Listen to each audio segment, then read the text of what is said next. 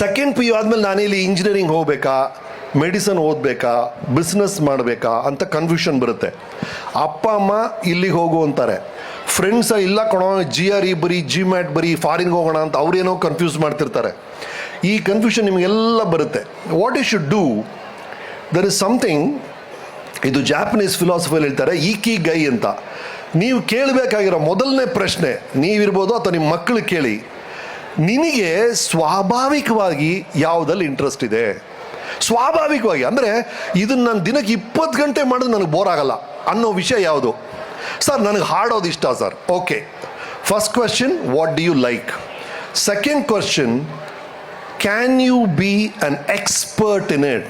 ನಿನ್ಗೆ ಹಾಡೋದು ಇಷ್ಟ ಅಲ್ಲಪ್ಪ, ನೀನು SPB ಥರ ಹಾಡಬಲ್ಲೆಯಾ, ಅಥವಾ ರಾಜೇಶ್ ಕೃಷ್ಣನ್, ವಿಜಯಪ್ರಕಾಶ್ ಥರ ಹಾಡ್ತೀಯ? ಈಗಲ್ಲ, ಟ್ರೈನಿಂಗ್ ಮಾಡಿದ್ಮೇಲೆ ನಾನು ಆ ಲೆವೆಲ್ಗೆ ಹಾಡ್ತೀನಿ ಅನ್ನೋ ಕಾನ್ಫಿಡೆನ್ಸ್ ಇದೆಯಾ ನಿನಗೆ?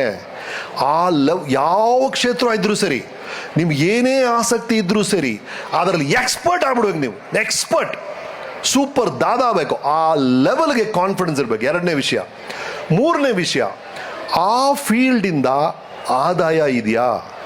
ನನ್ನ ಫ್ಯಾಮ್ಲಿನ, ನನಗೆ ನಾಳೆ ನಿಮಗೆಲ್ಲ ಮದುವೆ ಆಗುತ್ತೆ, ಮಕ್ಕಳು ಇರ್ತಾರೆ, ಆ ಫ್ಯಾಮ್ಲಿನ ನೋಡ್ಕೋಬೇಕು ನೀವು. ಅಷ್ಟು ಸಂಪಾದನೆ ಗಳಿಸ್ಬೇಕು. ಅಷ್ಟು ಸಂಪಾದನೆ ಆ ಫೀಲ್ಡಲ್ಲಿ ಇದೆಯಾ? ಮೂರು ವಿಷಯಗಳು. What do you like? Can you be an expert in it? 3, can I survive in that? 4th, does the world need it? ಅಂದರೆ ಪ್ರಪಂಚಕ್ಕೆ ಇದು ಬೇಕಾ? ಅಂದರೆ ಸರ್ ನನಗೆ ಬಾಂಬ್ ಮಾಡೋದ್ರಲ್ಲಿ ಭಾಳ ಇಷ್ಟ ಸರ್, ನಾನು ಬಾಂಬ್ ಮಾಡ್ತೀನಿ ಸರ್. ಹೌದಾ? ಎಕ್ಸ್ಪರ್ಟ್ ಸರ್ ನಾನು. ಅದ್ರಲ್ಲಿ ದುಡ್ಡಿದೆಯಾ? ಟೆರರಿಸ್ಟ್ ಎಲ್ಲ ದುಡ್ಡು ಕೊಡ್ತಾರೆ ಸರ್. ಆದರೆ ಅದು ದೇಶಕ್ಕೆ ಬೇಕಾ? ಪ್ರಪಂಚಕ್ಕೆ ಬೇಕಾ? ಬೇಕಾಗಿಲ್ಲ. ಹಾಗಾದ್ರೆ ನಾನು ಆ ಕಡೆ ಹೋಗಲ್ಲ.